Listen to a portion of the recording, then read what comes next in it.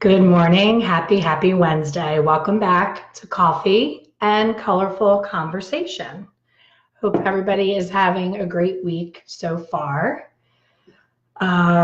Yesterday was Hairstylist Appreciation Day, so I appreciate all of you. We have a tough job and we serve a lot of people, so I hope that either your coworkers, your clients, your friends, your family. I know these little made-up holidays don't really catch on as well as I think that they would like to. I think it's, to get the sales of the $10 greeting cards now getting going again, but it's nice to be appreciated. I actually had no idea that it was coming yesterday, and if you follow me on Instagram, I put a post up of a salon in Australia that broke down what they charge for color. Now, what I didn't put in the post, which most people don't realize, is Australia dollars are a little bit different than US, excuse me, but it still came out to be almost $400, like $380, and the post says $550. And I said, I am starting a revolution with hairstylists. I'm making up one of those Facebook holidays and calling it International Raise Your Hair Prices by $5 Day. So I still want you guys to do that, even though Hairstylist Appreciation Day was yesterday. I should have timed it better and made it that day, but I hope that you guys will raise your price $5 on May 1st, just because you can and because you should and because you're worth it. So today's topic, one of the people that follows the coffee chat, and I've done some one-on-one coaching with, Deborah, wrote to me and said, I'm relocating from Southern California to Idaho. Can you make that your topic on your next coffee chat? And I said, I would love to make that my next topic because I'm living that. Most of you know, I just relocated to sunny St. Pete Beach, Florida. I have not lived anywhere other than Pennsylvania my entire life. So for the first 50 years of my life, I moved 20 minutes from where I was born. So my whole world, my doctors, my dentist, my dry cleaners, all the little habitual things that you take for granted, I now have to start over with all of that. So I said, that's a perfect topic and I can speak to it from experience. So I want to first talk about,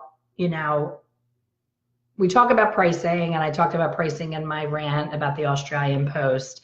And I say, I'm tired of hearing that, it's where I am, it's my location. I can't charge more money because I'm in a small town in small town USA.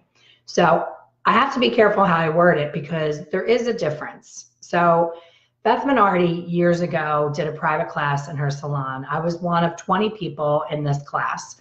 And she talked about prices, and everybody always raises their hand and says, how much would you charge for this, Beth? And they're all like, oh my gosh, starry-eyed at the prices.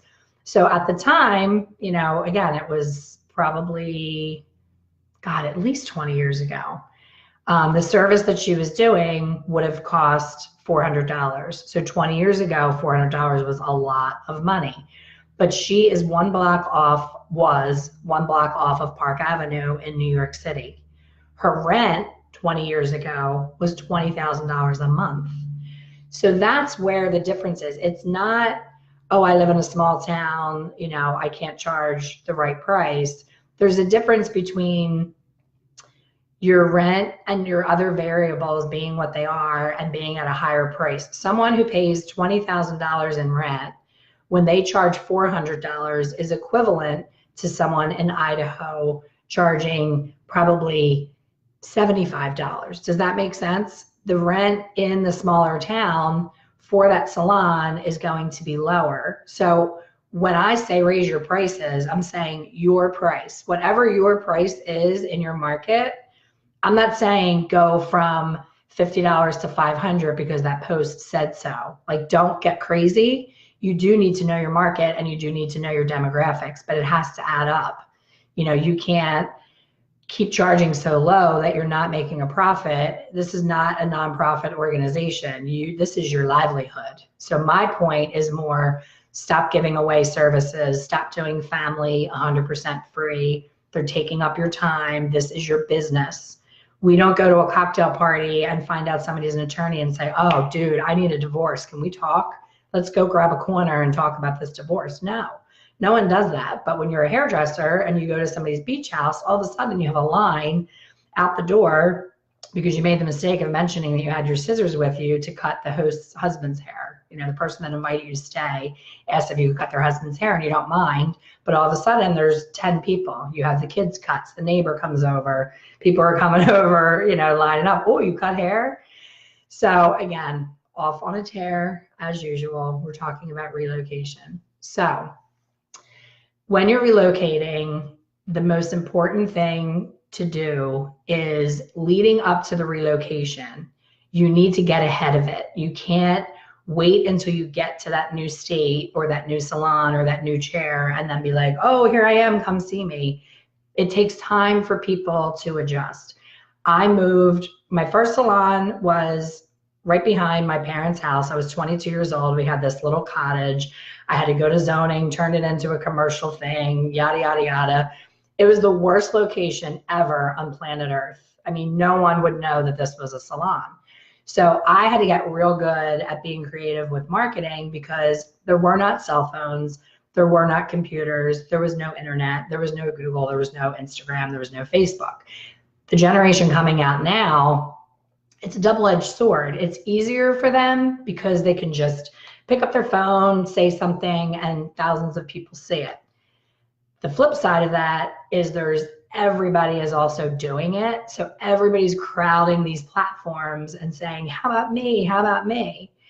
And there's a lot going on there that's not okay as far as the way you represent your brand. So there's two different types of stylists, in my opinion. This is what I've seen as a salon owner for 30 years. I hire someone. On the interview, if they're real shy and introverted, I'm like, oh, this is going to be tough, you know, but then yet I'm like, the quiet ones are usually the ones that put their head down, they do their job, they pay attention to what they're doing, and they're quick and efficient. So there is a clientele for that quiet hairdresser. There's clients, and if you follow me, you know I tell stories all the time. There's a client that sits in my chair and right away she pulls out paperwork and gets right to business because she's like, shut up, Elaine. I don't want to talk to you. I don't want to hear about your kids. I don't want to hear about your vacation. I want to do my work. I just want you to paint my hair. So she gives off that vibe like, shut the hell up. I'm here to get my hair done. There's other people that only miss me now that I'm in Florida because of my stories and because of the connection, the friendship, the relationship. So who are you? Like before you move, you need to know what attracted your clientele to you in the first place. Why did they get in your chair? Is it because you're the only one that does a certain service? We created a service in my salon. We named it Curl Tamer. It's for the women who see this little swirly thing that's like kicking out and looking ridiculous. It's driving me crazy. So women, you know, 40 and above, you start to get this angry estrogen hair. And when the estrogen hair turns gray, it gets even more annoying because it pokes out and shows up when you don't want it to. And some people have a really weird swirly cowlick that drives them crazy, but they don't want the Brazilian blowout, the chemical relaxer. They just want those little creepy things to lay down. We created a service called the Curl Tamer. It takes literally 5 minutes at the sink. We spot treat those areas, cowlicks, fuzzies, whatever. And, you know, we charge a decent price for it because it's a service nobody else does. But that's something that the person in the salon that does it, that became her thing. She was Curl Tamer girl. So anybody that talked about cowlicks or weirdness, we sent them to her. That became her thing. So what is your thing? What is your vibe? What is your brand? I did a class on Monday at the My Salon Suites in Largo. It was a great group. Such great energy. You can feel the energy of a space the second you walk in. I've taught in a lot of places. I've had some real doozies. I've talked on another coffee chat about a beauty school that I went to, and you could tell that the kids, it was night school. They were exhausted. They didn't want to be there. It was painful trying to motivate them and talk to them. And I felt bad about myself for days afterwards, thinking I'm a terrible teacher. Then I go into a group like this, and they're all pretty close, not my age, but they weren't brand new out of school, and they weren't, you know, super young and they weren't a lot older than me. They were kind of like a median age. They all have been at salons. They've all been through all the drama and they've had enough and they wanted their own suite. Well, that's a hard group to go in and teach because I have so many different levels of experience and everybody's taught and does color a different way. Everybody has different lines. So it's not like doing a manufacturer product knowledge class where you walk in and you're like, okay, it has this many ingredients, blah, blah, blah. Nobody cares about that. The days of the product knowledge class, I hope, are going to be to the wayside. You can watch a video on the ingredients to know what's in it, how does it smell, all that. They want to know, I shared with them that all color companies within 5 years have to take PPD out of color. Wella was the first company to do it. And a lot of people are jumping ship from the KP because they don't like the new formulation. Wella actually was the first to do it. They're being respectful of our bodies and the chemicals and all that, but it's hurting them because they're gonna have to figure out how to get good gray coverage minus that chemical. So stuff like that I was able to share and they loved it. They were like, oh my gosh, what's PPD? I didn't even know that. So that's my brand. My brand is I can adapt to whatever you need when I come in and teach, and I just hit the ground running and I'm like, what do you need? Like, I'm not gonna stick to my PowerPoint, which is good because you guys see how ADD I am, but I can adapt and shift and turn. So when you're moving to a new location, don't think that you're gonna walk into a space, whether it be your own salon or a chair rental or commission, whatever the case may be, you're the new kid. It's like if you ever were tortured enough to have like a military family or something where you had to constantly move, I feel for those kids because kids are mean, and being the new kid, being the new 51-year-old adult here in Florida is tough. Like, you can't just walk up to people and say, hi, I'm Elaine, want to be my friend? Like you did in kindergarten. It's hard to meet people and to start little friendships because you have so much more history and baggage coming with you. When you're in kindergarten, you're both in the same boat and all you want to do is play, and you don't really, like my kindergarten best friend, I didn't know the names of her parents. I didn't know if she had siblings. She was just Zan, my best friend. I stopped being her friend because she picked her nose and ate it. That was like the extreme of losing a friend in kindergarten. I was like, ooh, she just ate her boogie and I cannot be her friend anymore. She said she didn't want to be my friend if I didn't do it too. I was like, I'm not doing that. So when you go to the new location, 4 weeks prior to getting there, whatever your space is going to be, are you opening a salon? In this case, Deborah, who reached out to me, is buying an existing salon. So we had a consultation and I said, listen, get on top of this. Get your brand together, get your name together, get your brand together, your colors, everything you're going to do, and let's get ahead of this and let's get some Facebook ads going to create excitement and interest that you're coming. IKEA, years ago, when IKEA first came to Pennsylvania from Europe, they put a big billboard sign all over in my area, and all of a sudden it was this big yellow sign and there would just be a picture of an eyeball. And it was like coming soon. And everybody was like, so, curious. What is that eyeball? What is coming soon? It's a giant, sign. It has to be something big. What is it? So then a couple weeks later, it was the eye and then a key, a picture of a key. So you were like, oh, okay. And then eventually it said IKEA, coming soon, furniture, blah, blah, blah. But there was this suspense and this buildup.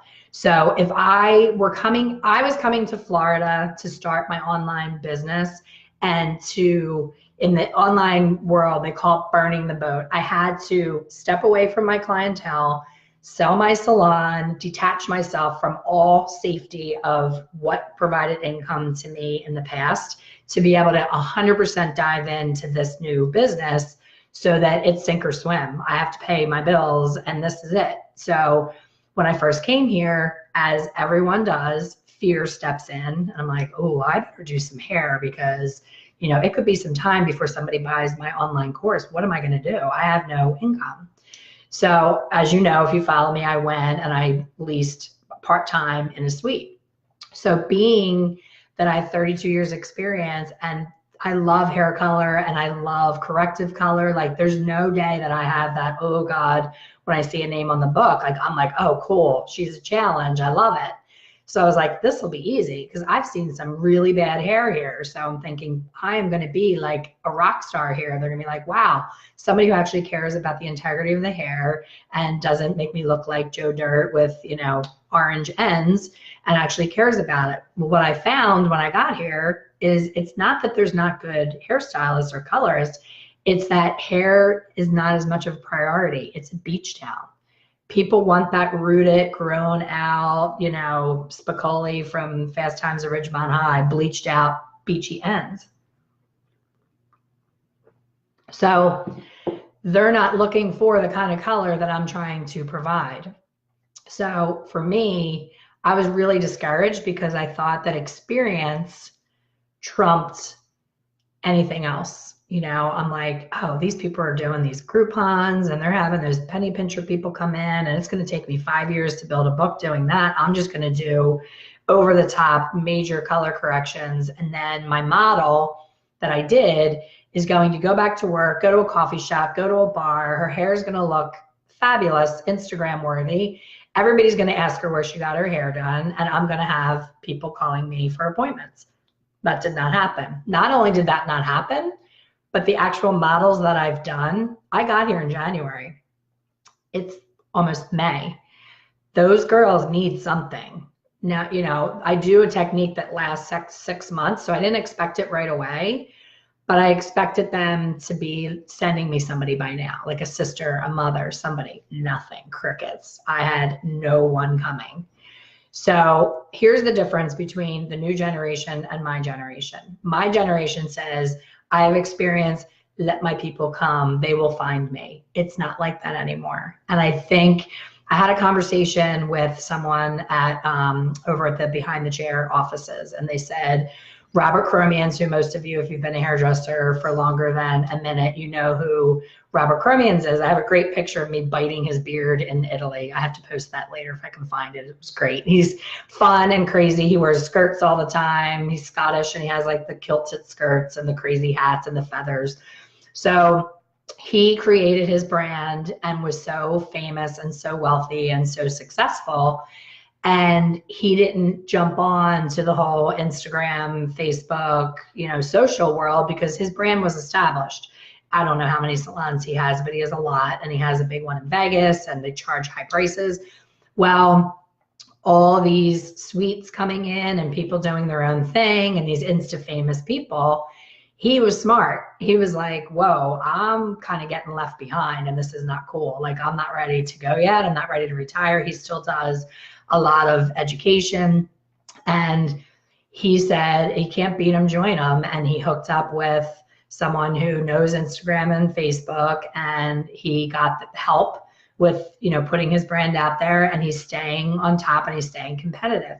A lot of famous hairdressers that I know, love, and adore and trained me kept doing what they were always doing. And now it's like, oh crap, you know, what's going on? Like when I say their name now, people in class kind of do the tilted head thing. And I'm like, are you kidding me? But they know who the new people are that are 5 years into the industry. There's 2 educators right now that are blowing up. One has 7 years in the industry, one has 5 years in the industry, and they have a bajillion followers. They're at all the shows, standing room only, like everyone loves them. So if you're like, Deborah is my age. So when she moves, I'm like, Deborah, as much as you love or hate social media, you have to make that your plan to set yourself up in Idaho before you get there. Don't wait until you're there because it's harder than you would think. So constantly, you know, putting yourself on Instagram, Facebook. One of the biggest things in Facebook that people don't understand, and I'm learning because I have to, I'm in the online space, the boost button on your Facebook. When you think like, oh, I'm advertising, I don't know why I'm not getting any results. When you hit boost, it says boost this for $5, boost this for $10, whatever the amount is, it's nothing. That, because Facebook changed their algorithms, not everyone that follows you gets your post. I used to get angry because I would post something and I was like, that's funny. Like, why am I not getting any attention on that on Facebook? And I would say to my best friend, bitch, you didn't like my post. That was funny. And she's like, what post? And I'm like, the one with the da-da-da. And she's like, I have no idea what you're talking about. So I started to understand through doing this online business that just because someone is a follower on your page or likes things prior, Facebook is kind of like, we don't want to kill somebody. You ever have somebody in your feed where you're like, oh dear God, I have to unfollow them. Like, I cannot look at a picture of their cat one more time. I'm going to shoot myself. Like, that's what was happening. So Facebook is like, okay, we can't keep putting Cat Lady's post into Elaine's thing because Elaine's not going to go on Facebook anymore. So it started to change the way that it delivers things, and it was only delivering things to people on your page that actually engage and constantly show up for you. So you're hitting the same people over and over and over again. So the boost button, yes, you think you're advertising, and yes, you are doing something, but what you're doing is you're paying Facebook to say, put this into the people that already follow me's feed, please. That's all you're doing. So my best friend does real estate. She's probably on here. There she is. Hey, Truda. She does real estate, and she'll come and visit me, and she'll say, help me with my, my Facebook ads. Help me, help me, help me. And she's like, I'm advertising. And I'm like, what are you doing? And she's like, I'm advertising. I'm like, you're boosting. So when you boost, what she's doing is she's already sending the thing that she posted to the people who already know and love her. She's not getting brand new people. So when you move to a new location, you want to get someone who understands Facebook ads inside and out. There's so much to it. I have an ad right now. This is an example. I have an ad right now for my training that's coming up this Monday. And I have it with a professional. That's her job. She knows the back end of Facebook by heart. I pay her to put the ad out to get people to buy my thing so that I can have students in my class. So the ad's going really well. Everybody's opting in. I'm like, oh, great. I have a bunch of students. I'm so excited. The more people, the better my energy. And then all of a sudden she gets this message from Facebook. They shut it down. They shut down the ad. And I'm like, why? I said, did I do something? What I did, being the person who doesn't really understand everything, I changed the banner on this page, on my Expert Color Solutions page, to my banner ad for the class. It has J-Lo, Gwyneth Paltrow, all these beautiful celebrities. The name of the class is Secrets of Celebrity Colorists. So I'm like, I'm gonna help get some reach, and I'm gonna make that my banner. So when people come to my coffee chat, they'll see that I'm having a class, they'll click on it, and that'll help fill some seats. So when I changed that picture, Facebook has bots that are constantly watching everything. The bot said, whoa, this isn't the picture that she placed the ad with. This is a different picture. This picture has celebrities in it. You can't post a picture of a celebrity without their permission. So I don't know this stuff. So it shut my ad down. So now it's costing me, I have to reboot everything and hope that people get it in time to fill seats for Monday's class. Lesson learned, I will not mess with the picture on my profile. So if you guys follow me, you'll see Expert Color Solutions changed their profile, and it was my logo, and then it was the picture of the celebrities, and now it's back to me, and I think my shirt says Beauty Boss or something. So I'm like, now I'm terrified to touch any buttons because there's so much to it. So if you plan to move to another salon, another chair, and make any changes, the moral of this story is get ahead of it. Another example, if you're not moving, if this talk is not relevant to you whatsoever, you're not going anywhere, you're in the same salon you've always been. We all know our slow times, and we all have them. Did you ever all of a sudden have like total crickets in your book, and you're like, oh my God, is it me? Was I annoying? Was I fighting with my husband? Was I bitching? Was I talking too much? What was I doing? And then you look back in your schedule for whatever the timeline is that your clients come on a regular basis, whether it be 4, 5, 6, 8, 10 weeks, say it's 6 weeks, and you have a really dead week. Every single time that happens, I go back in my calendar. Now it's on my phone. I go back 6 weeks and I see that I was on vacation. So of course I'm going to have a dead week every 6 weeks after that week because I have people to come on a cycle.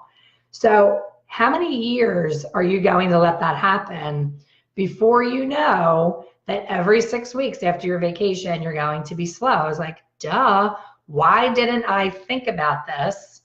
I don't have my salon anymore, so I don't have to worry about it, but you guys do. And I told my daughter who has my salon, I'm like, look, you need to get ahead of that. You need to know that when Alicia goes on vacation, she goes the last week in August every year. So 6 weeks after she's gone, you're going to have a dead Alicia week. And Alicia's not going to be happy because she's a commissioned stylist, so she loses out. The salon loses out. Everybody loses out. So craft a campaign, come up with something fun and unique. To the ultimate would be to get some new people in during that 6 weeks, because then they would be due every 6 weeks and they would fill that hole forever. That's the ideal thing. So hire somebody to do a Facebook campaign. Take a picture of your favorite client, your all-time favorite thing that you're proud of. Make that the photo for clickbait when someone's scrolling. Make the offer irresistible. There's a difference, a big difference between making an offer in a Facebook advertising campaign and discounting. People will teach at seminars, they'll say, do not discount your service. Do not discount. That's like, come in, I'm slow, $10 off. That's discounting your service. Creating a package campaign is not the same as discounting. You're welcoming someone. I joined the Don Cesar's, a beautiful hotel here. As soon as I moved here, I joined their spa club. They know that because I live here, if they give me a better deal as a resident to come every single month, they're going to make more money off of me than some tourist that's coming one day for 1 hour. So they're smart. Do I look at the Don Cesar now as a cheapy discount place? Give me some hearts and likes if you like this idea and if you're going to try it. So I don't look at the Don as a discount spa. I still look at it as the big, pink, beautiful palace. I feel like I'm an inside member now. The guy at the front desk knows me by name. I sit on the rooftop way longer than anybody should. I create, like, that's like my, you know, beachfront deck of my home that I don't own. When I go get a facial, I stay all day. I sit on that rooftop deck. I read my book. I've done videos you guys have seen on there. I make it my office. So that's nice. So a lot of people have been burned by Groupon. So I'm working on a project where I'm going to come up with something that I can offer you, the stylist, you, the salon owner, where I take care of all that for you. I'll take care of creating that campaign, helping you with that, helping you implement it so you can get ahead of those slow times. So I got you. If you don't figure it out on your own, come to me. I got you. I'm going to figure this out. So that is, don't not move. Don't not make the change. Just get ahead of it. And if you ever think you're going to be leaving your salon, like if you're an owner and you think you're ever going to sell, a big lesson that I learned is you have to prepare for that a minimum of 3 years in advance. You can't just one morning wake up and say, I've had enough, I want to go. What happens is the salon itself, like Deborah is looking to buy an existing salon in Idaho. The owner of the salon is moving to another state. So she's leaving. So her clients may or may not stay. There's always that question of, are they going to stay? And then the other stylist that's there is not real busy. She's kind of new and it's booth rental. So for that owner to be able to sell that business, what is the person really buying? The furniture, it's just like a used car. The furniture, as soon as 10 butts sit on the seat, it's considered used and it's worth nothing. Nobody wants your used furniture. So you see these, you know, when you're selling a business, I'm on all these sites and I'm seeing these crazy prices that people want. And everybody thinks their business is worth more than it is. But the truth is, you can't sell your staff and you can't sell your clients. So really all you're selling is the opportunity for a turnkey environment because the build out is really expensive. So I attended a bajillion seminars on exit strategy. I did plan way ahead of time and it still was not easy because there's a lot of fear involved on both sides. You as the buyer are like, oh my gosh, what if I take this and all the clients and the staff leave and I'm left with an empty building? And I have seen that happen. And then the person selling is like, what do you mean? I have a great business. What are you afraid of? This is like such a no-brainer. But sometimes to the buyer, it sounds like it's one of those too good to be true things. So you just want to be prepared and, you know, make sure that you, as a stylist, I would say, my only regret is not saving more money. Make it and spend it, make it and spend it. I've gone on the most fabulous vacations. People who know me personally, who followed my Facebook are like, oh my gosh, how does she go on so many vacations? Well, that's why. Now I'm 51, I'm not even close to retiring, And now it's like, oh crap, all those Starbucks lattes. I think I talked about on here about Susie Orman went off about lattes. It's kind of a mixed thing because I get so much joy out of my little Starbucks latte. I don't drink, I don't do drugs, I don't smoke cigarettes, I don't smoke pot. I don't have any kind of vice like that that's like a habit. Starbucks is my habit, and food. Oh, and on this subject, I wanted to make sure that I talked about this, and then I will stop rambling. What time is it? 10:30. So when you do your branding and when you get ahead of your campaign and you want to set up for this other location, this is what's happening on Instagram. So we finished dinner, and the restaurant that we were in had terrible dessert choices, and I decided that I was, deserving of a dessert. So I asked my husband if we can go to this ice cream place that we always go to, and they close at 9 o'clock.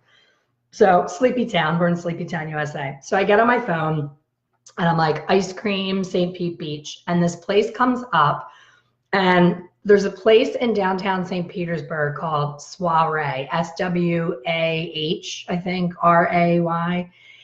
Such an adorable brand. They have, I've talked about it on this too before. They have little shot glasses. You can either get a shot of espresso, milk, you can get alcohol, if you like alcohol with your dessert. I don't. Like if you want it like Bailey's or something. And then the shot glass is just wide enough on the top for a little mini cupcake to sit on top. And the cupcakes are like red velvet, peanut butter, coconut, like all these great flavors. And it's this little tiny, perfect one biter where how, especially Italian. I finish Italian, I'm fire-breathing garlic dragon.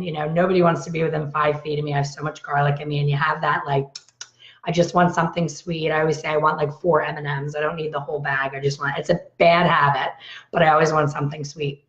So this ice cream place that popped up is right on the main road, like blocks from our house. I'm like, how do I not know about this place? Their Instagram is kick ass. Like their pictures, I want to go here.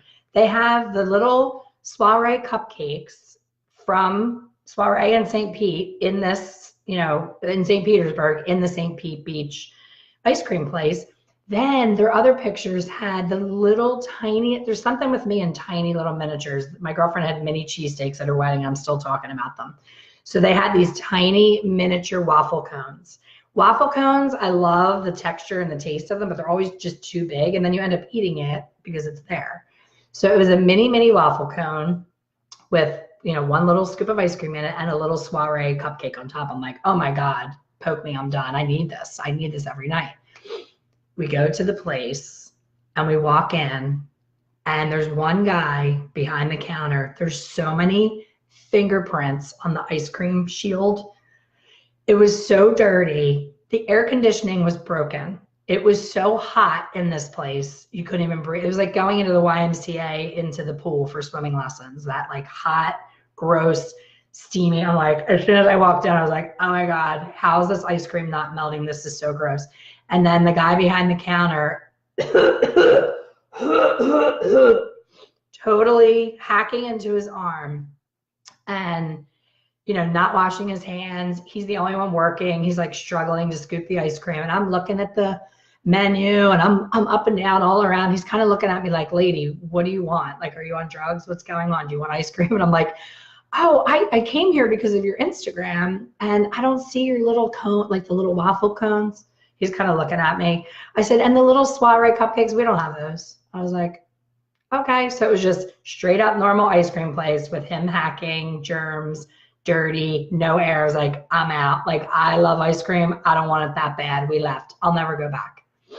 To relate that to our business, I've been following a lot of people on Instagram, getting so inspired. And one of the things that they taught was when you're doing that after photo, I always like curl it and I'm separating it and I keep trying to make it really big. Like you see these people, the girl like has her head down and it's like that. It's like so big and wide and separated. And you can't, as you can see with me doing it right now, you can't get the hair to stay that way to get it in the picture. So I'm like beating myself up because I'm like, I can never get that shot. And then my model will go home in their own bathroom and do a selfie and turn a certain way and take a picture. And I'm like, damn it, that's awesome. Send that to me. I'm going to put that on my social. So I'm like, what are they doing that I'm not doing? So I dug, as I do. I'm a super stalker. And I found out that what they do is they part the hair down the middle in the back, and they clip all of the back of the hair. My glasses. All the back of the hair is clipped up and out so that all the hair is forward and shows up like this voluminous, giant, beautiful head of hair. So what do you think happens? I'm scrolling Instagram. I see that girl's picture. I want to leave that salon looking like that. So I leave disappointed because my hair didn't look like that. And then I say, oh, it's not their fault. It's my fault. My hair is a lot finer than that lady's, and that my hair will never look like that. Well, her hair will never look like that. The best thing I ever saw was Cindy Crawford was on Oprah, and she was over 50, and Oprah was like, how does it feel? You're a model. You're known for your looks. And she was like, guess what? I look at that billboard in Times Square, and I'm like, damn, that looks good. Like, I don't even look like that. So did you ever deal with a real estate agent and you get their card and then you go to look at a home and they get out of their car and you're like, is that the wrong person? She's like 70 and her picture on her business card, she's like 40 when she started out in real estate, and she's got like the cute little posed, you know, picture that's all filtered and beautiful. So that, be careful with that, because you're gonna have that boat with a hole in it, I call it. Back, you know, 10 minutes ago, I went off on a tear and I never finished. I was saying that when people worked for me and they started out and they're quiet, I would have the girl that's all flash, that's like cute, dressed as cute, adorable. Every client wanted to be in her chair. She didn't care about the quality of the hair, about making sure all the gray was covered. She had no attention to detail. She was get them in, get them out. Her totals were off the rails. She was making so much money. She was making the salon money, but I was exhausted because I had to keep getting new bodies in her chair. So she was churn and burn, churn and burn, churn and burn. And that's what some of these Instagram fabulous people are doing. They're getting so much traction on Instagram. They're getting tons of new people constantly. So they're charging these big prices and they're loving it. But then all of a sudden you see their Instagram change from no longer taking clients to, I would love to meet new clients. Call me for an appointment, because that doesn't last forever. If you're not taking your time and doing good quality work, no filtered Instagram post is going to create longevity. So you have to keep working on your skills. Don't get caught up in the flash in the pan, fly by night. Oh my gosh, I have to make it all about Instagram, because when you're editing and filtering your pictures, you're creating a false sense of what that client can get. And it's going to be, I call it the Khloe Kardashian syndrome. They're going to come to you with level 4 hair, wanting to leave with the latest piece on my head, but all over. And they're going to think that it happened in one visit. That's kind of what the Guy Tang syndrome is. You know, people that aren't hairdressers love Guy Tang because they watch his YouTube videos. But now he's starting to teach to the hairdresser, and he's sharing how long it took. The YouTube videos that made him famous, it was kind of like he spun the chair around and they were done. And people at home thought he was just a genius, and they would fly to Beverly Hills to go see him one time because they're like, oh my gosh, I have to have that color. And then they realize that the maintenance and the upkeep is a lot. So that's enough for my rant for today. I was really, really ADD today. I hope you guys followed along. I hope that that helped Deborah. And most importantly, I hope that you guys will join me on Monday for my class. The link to join is on my Instagram, Laney Cake. Let me see if I can bring it up here without getting kicked off here.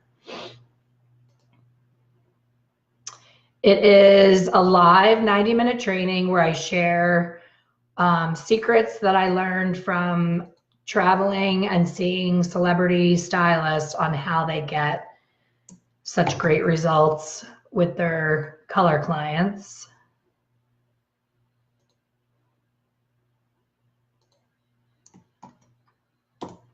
There we go. That should be the link if you want to join me. It's $47. It is being held live. I get a lot of people that message me and say, I can't make it, I work that day, or I have a meeting, or I have something else, no worries. Within 12 hours, usually by the next day, I receive the recording and you're able to watch it as many times as you want. It's been my most popular live webinar training. People love it.